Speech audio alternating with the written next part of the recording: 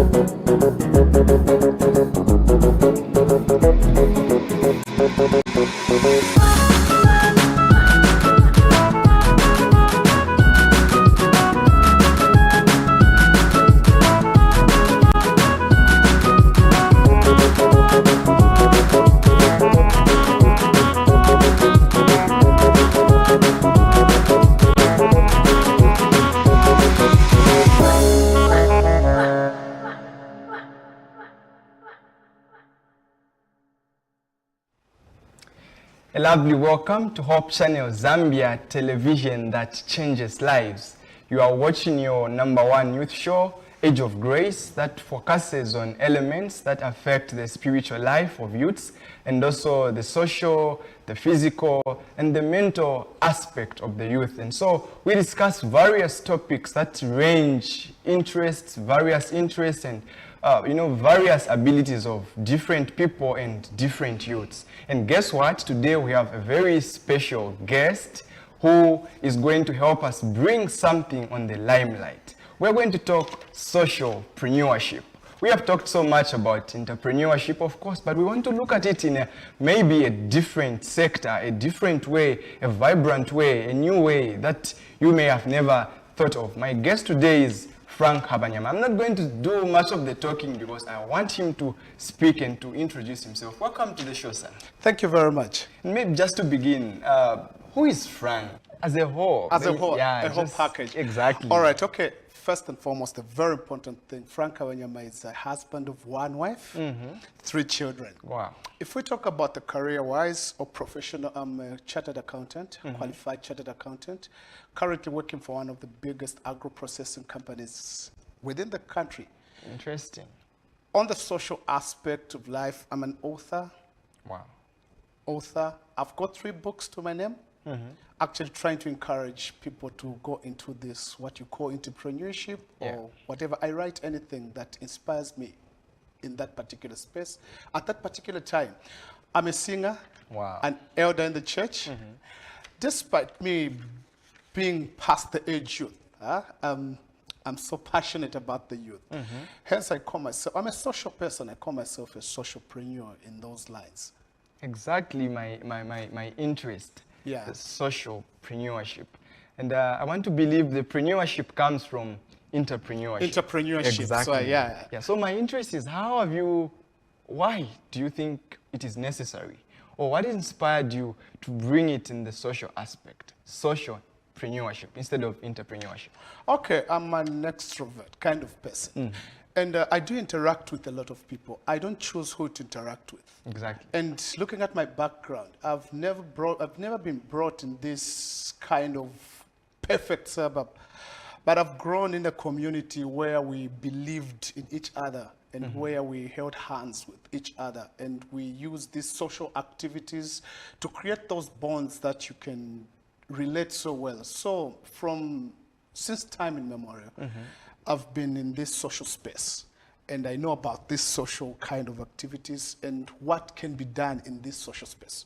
Great. Yeah. And I want to believe you're not just doing it for yourself, but what has inspired you? I know you are past the youth age, but you are a youth. Yeah. Exactly. So why so much interest with the youths? Why so much interest with the youth? I do believe that youths, we've got that passion. Youths, we are the future leaders. And if you look within the youth fraternity, there are a lot of youths who are so much innovative, who are talented, who are gifted. And once in a while, others, of course, they've excelled because they've chosen the right route. Others, probably it was out of sheer luck. But if we're to look at it technically, is that this youthful group, that's where you find a lot of God. It's like a vein of God, which is waiting to be mined, if I can put it in that way. So I love the space of the youth because there's fire. Interesting and great. And just to maybe elaborate more, why did you choose the social aspect of maybe not necessarily the youths alone, since you are a writer, and I want to believe not only the youths have been reading your books, even other groups and sects of people may have been interested in your books, your music equally. And why did you choose the social aspect? Why didn't you maybe call yourself the mentalpreneurship? The mentalpreneurship. Yeah, or the spiritualpreneurship, if there could be such. But why did you choose the social part of it? Okay, I chose the social part of it because we are social beings. We exist because somebody exists there. Exactly. We are not loners. We belong to a community. And so for me, I believe that we are social beings, and hence I just wanted to put it in this way categorically that being social is what we are. So I chose this avenue because I've been brought up in this social environment. There are those who call themselves anti-social. Have you ever thought about them? And is there a way you can help them? I know some, it's their personality. There's nothing we can do to change about them. But in your line with entrepreneurship, you've brought it in the social aspect. Those that call themselves the antisocial, maybe those who do not like, being around a lot of people, those who feel maybe they can't even do anything because they are so, there's just the way they feel. They're introverts. Exactly. They're introverts. Exactly. So how do you tend to help people who are like that? All right. First of all, you've mentioned the word so correctly. They've chosen to be. They're antisocial. They've chosen to be. I mean, it's a choice. At the end of the day, it's a choice. You choose to do some certain things. in as much as I do understand that the people who are introvert, who do not want to associate with others, but there's one way in which God created us. He created us to coexist. We coexist. There's no person who would want to be in this closed space alone. You have to diagnose it's either they've passed through a life that they did not intend to pass, and probably they thought that I cannot associate with others. But at the end of it, or if you were to look at them critically, you'd find that they still got that element of them wanting to belong to a society, wanting to belong to this social circle.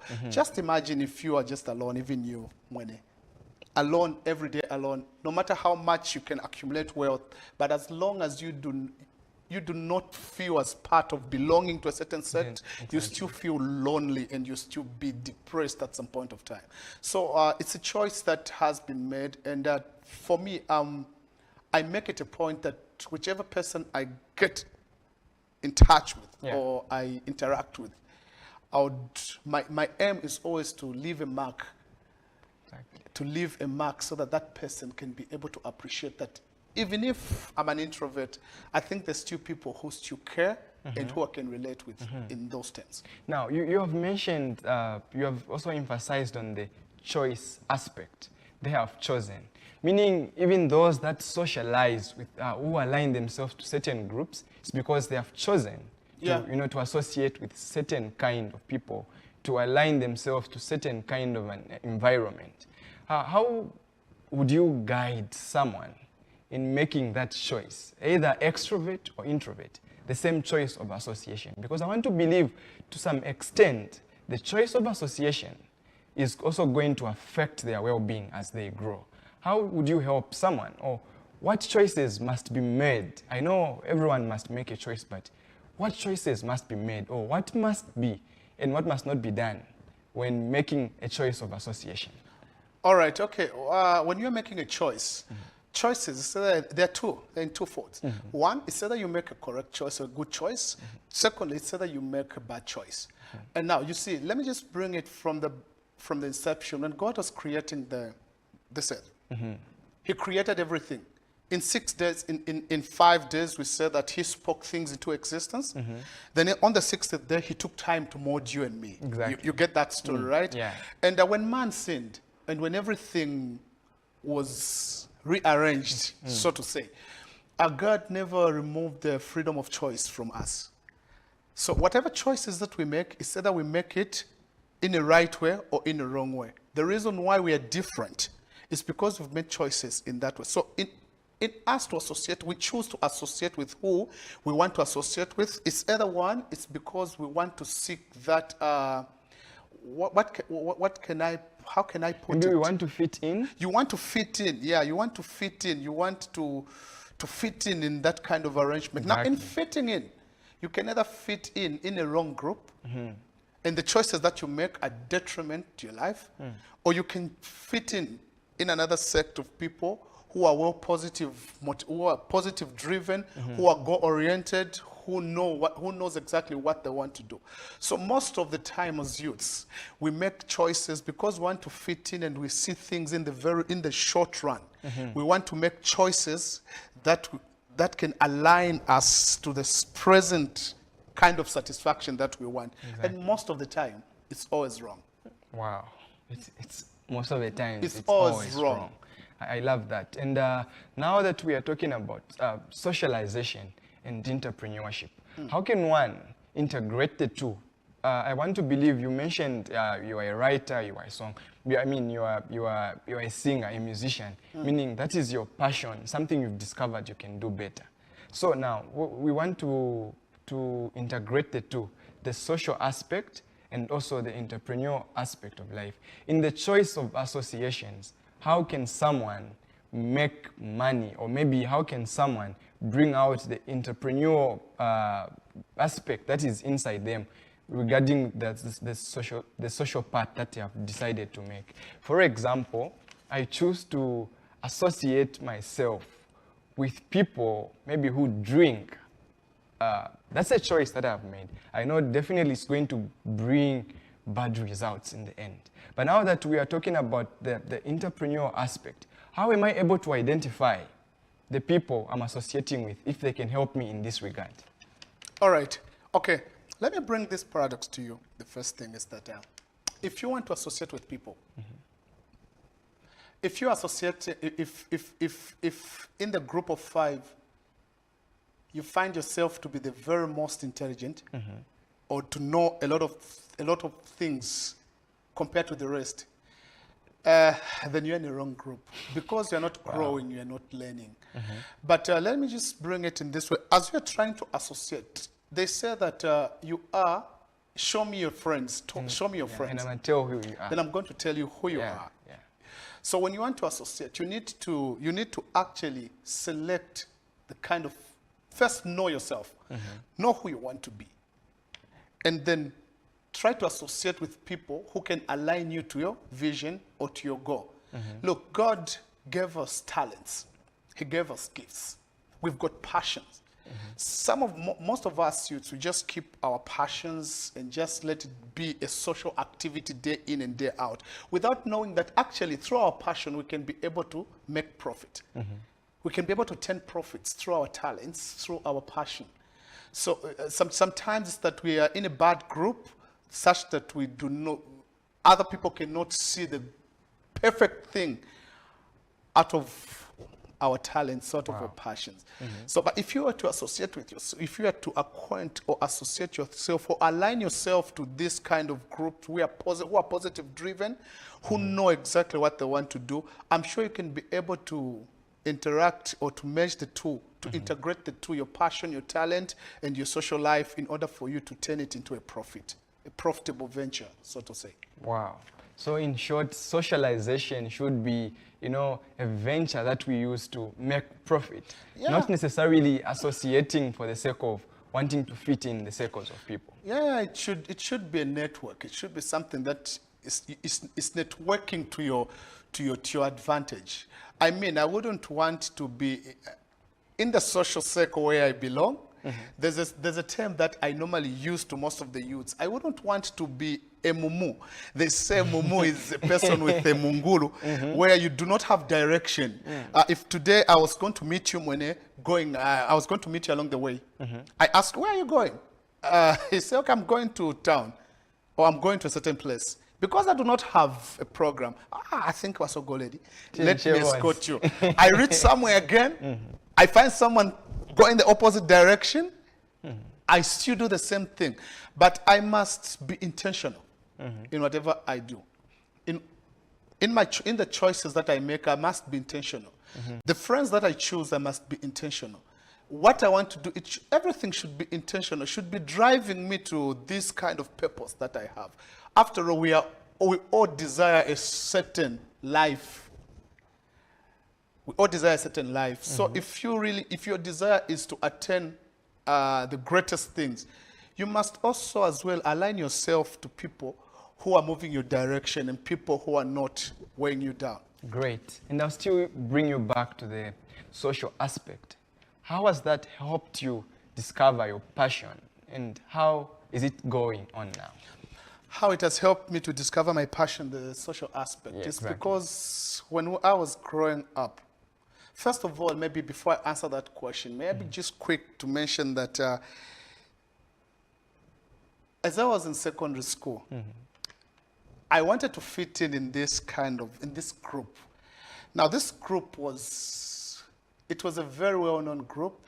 I think when I was in secondary school, I thought that belonging to a certain group which was well popular, well known, it was something that was a plus and you'd make yourself a name. But through that choice which I made, I think God had to teach me a lesson, because within a year, I was suspended, given a forced transfer, and I don't know how God works.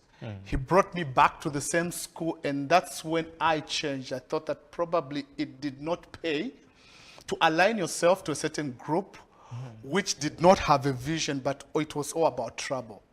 And now, as I completed, now coming back to your question, when I completed, I aligned myself with this kind of friends who were positive driven. So in our social activities, that's when I discovered myself.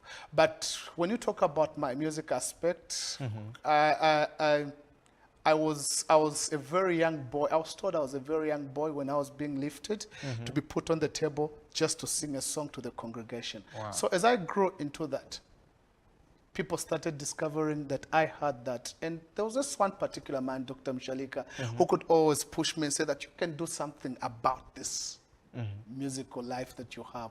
So through my interaction in the social life, it made me to discover who I was. Through my interaction with people who were positive driven, it made me discover that I could actually write about anything. Yeah. So I still go back to the same thing, is that choose your friends very wise. Wow. And also try to know about this social aspect. You are a social being. Interact with everyone. Don't segregate. Just everyone. You learn something about that as you interact socially. It's not all the time that you need to be serious. Yes, there's time to be serious, but also there's time to socialize. Exactly. Yeah. Great. I'm so amazed, and one thing that has caught my attention is I can be able to raise something out of the choices I make, and especially with the people I choose to associate with. I think that is a great lesson for all of us. Make money, make life out of the people that you associate with. Be a socialpreneur, maybe to just wrap it up all. And maybe we also bring it back to the most important thing, the Bible. What is the biblical counsel on this matter? On the social Exactly. aspect. Yeah. On the socialization and how we can use it to even make our lives better. What is the counsel that we can get from? What's the counsel that we can get from the Bible regarding the social aspect social of life? aspect Exactly. of life? Okay, let me just bring it in the way that probably you might not get it. But first and foremost, like I already said this, that you are a person, I can know what kind of person you are with. Regarding, maybe probably I can say, I can know who you are through the friends that Exactly. you associate with. So even the Bible actually gives us good counsel about how you associate yourself with. The Bible gives us exactly how we need to live our life and examples of people who did not follow a certain precept, exactly. how they ended up being. Okay, let me bring it in a very funny way. Oh yeah. Let's talk about Samson and Delilah. Exactly. He socialized with Delilah, and there were clear instructions given. But because he wanted to socialize with that woman, you know exactly how the story ended. And also we've got good counsels in the book of Proverbs on how you need to associate with others and do with us. So now also let me just be quick to say, I know you know, maybe you have already asked about it, but let me just be quick to mention that you can actually, I should still emphasize, through your social circles, you can actually turn everything that you socialize with your friends into profit. Wow. For me, I've turned a lot of activities into profit-making ventures. I'll also be quick to say that right now, I'm running behind the youths because I want to see each and every youth at least have something to do. Within my community, I've actually discovered that there are a lot of youths with different capabilities, skills. They are not working, but they've got skills. Others have got fresh ideas, which can be the next big thing. And so what I've come up with this initiative called the Passion Movement. The Passion Movement is so about turning your passion into profit. So if you can cook, if your kitchen is your way. If you know how to bake, you can cook. I did not mention to you that actually, apart from me working, I'm a proprietor of a company called Entrepreneurship Life. Wow. We help small businesses actually run in the way that they should run. So through that entrepreneurship live, we are coming up with what we call the passion movement, where we are discovering people within the community, the social space, discovering their talent, their skills, and try to group them to see whether they can be able to create a sustainable enterprise at the end of it all. You see, we are youths and Adventist youths, of course. Exactly. We've got a lot of activities that run in a year. So for how long are you going to keep on asking for money from your parents in order for you to attend a camp? Attend programs. To attend a program. But if you can do something in a very small way, you can do it with your friend, and you can still create market about it, and people can get to know about what you're doing. It's very possible that you can be able to move out of your financial distress to go into the right trajectory, into this financial space where you can be able to enjoy everything. So within the social space, we are also creating sustainable enterprises. Interesting. As we wrap up our interview segment, my last question would be not necessarily for the youths, but there could be adults who may have missed this social aspect as they were growing up. Maybe they made wrong choices associated with the wrong people, and things are not the way they're supposed to be. Is there a way out? Yeah, there's still a way out. If God can still give us a second chance, there's still a second chance in life. The reason why I'm still alive is because I've been given a second chance. Just imagine, there could have been someone who sat here who's normal. But today I'm sitting here. I'm not saying that I know it, or I'm not saying that, no, but I'm saying that there's still a chance. You can still redefine. How do you redefine your life? You need to go back, sit back and relax. Think about everything that you've made mistakes on, and try to rectify those. And once you diagnose where the mistake is, try to start working towards that. Oh, yeah. But again, do not do shortcuts. Just do it in this legal way. For me, I believe that as long as it's legal, morally right, I'll do it to my best of my knowledge. Great. Just maybe under 30 seconds, would there be anything else you would want to emphasize on? Yeah, for me, it's all about entrepreneurship life, right? What I would like to talk about is that we are all created in God's image. There's no difference between me and you. The only difference that is there between the next person and me are the choices that we make. Make bad choices, you reap Bad results. bad results. Exactly. Make good choices, you Get reap good good results. results. God took time to mold you in his workshop.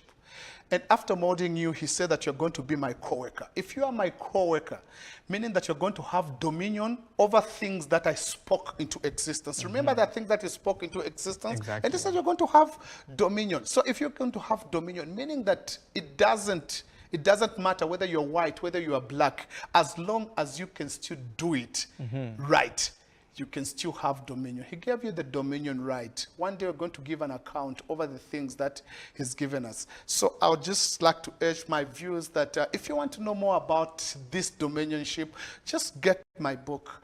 It's called Gripped But Loosened. You are gripped, but you're loosened in one or the others because God made you in this way. Or if you want to know more about this socialpreneurship, get my other book called The Missing Lesson Behind My School Desk. There are some things that we did not learn in school. Maybe they're learning them now, but it's a missing lesson that could have helped us. Remember, it was only the same journey. Go to school, get good marks, start working. It was never like go to school, start your own business. All those career path that we chose, which were to do with physical work, we shunned away. We wanted all white-collar jobs, but look at where we are now. But it's never too late. So I would like to urge one out there that you are destined for greatness. God has fashioned you in this perfect manner that you can be able to do something about your life. Don't close yourself within the same box. Just enjoy life. Free yourself. Great. Jump outside the box. Socialize with everyone. You're going to find your true purpose and your true meaning of life. Thank you so much. That was great. I have been talking to Frank Habanyama, the socialpreneur, and so he has highlighted how we can use the social life and entrepreneurship together. So be sure that you socialize with the right people. Join us on our next segment immediately after this. 1,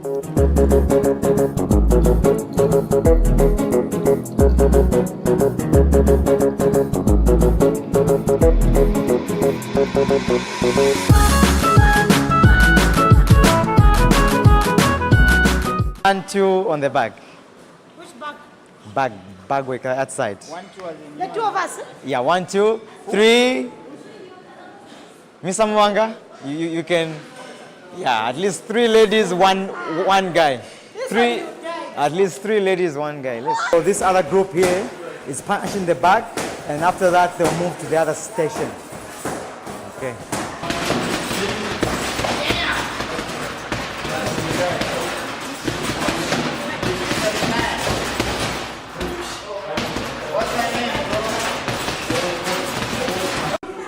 Nice one. Check. Right. 4. 5. Chip. Right. To move 2. Nice one. Chip. Yeah, 3.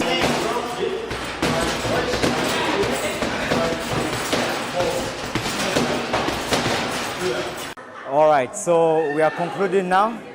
Thank you so much for joining. See you next time.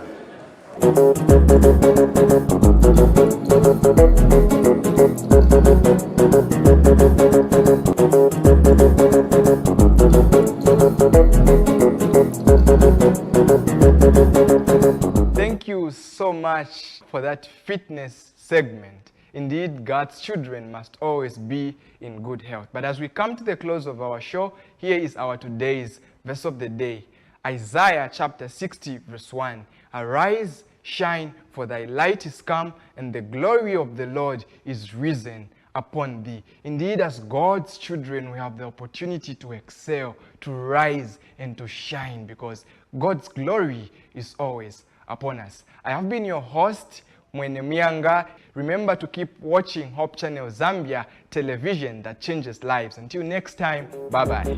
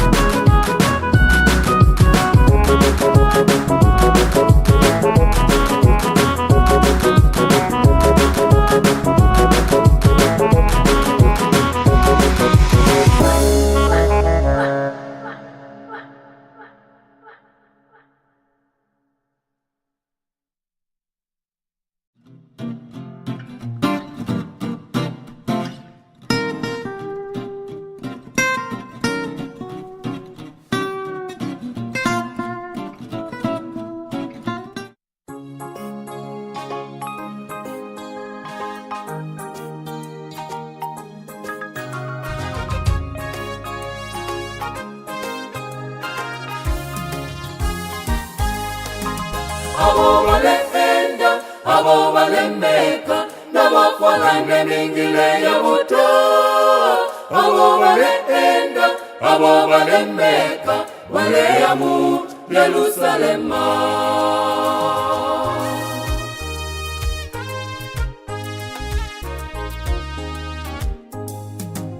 Yohani ali mwene abantu abakusuka, baleya baleyimba nenyimbo ishamalumbo, baleya mukukumanya lesa mulwelele, Baleya mu Yerusalema. Yohani ali mwene abantu abakusuka, baleya baleyimba nenyimbo ishamalumbo, baleya mukukumanya lesa mulwelele, Baleya mu Yerusalema. Abo balenda, abo balembeka, nabafalanga mingile ya buto.